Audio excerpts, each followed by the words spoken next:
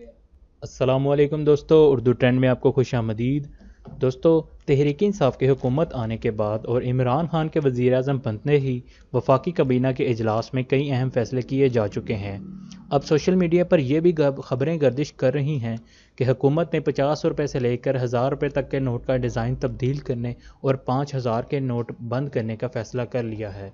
Facebook, Twitter समेत WhatsApp और दीगर एप्लीकेशंस पर गर्दिश करने वाली ये खबरों में कहा जा रहा है कि पाकिस्तान की नई हुकूमत 5000 का नोट ख़त्म कर रही है, जबकि 1000 से 500 और 50 के 100 के नोटों के डिज़ाइन तब्दील किए जाएंगे।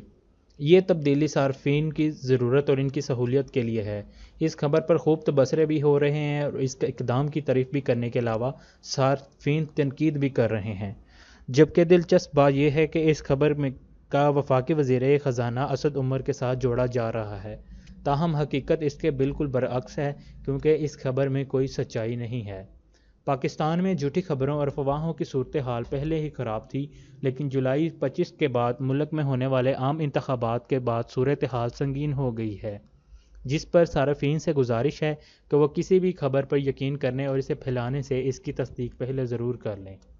दोस्तों, मज़ीद अच्छी वीडियोस के लिए हमारे चैनल उर्दू ट्रेंड को लाजमी सब्सक्राइब कर लें। वीडियो को लाजमी शेयर कर दें ताकि दूसरे भाइयों और दोस्तों को भी इसके बारे में आगाही हो जाए। शुक्रिया।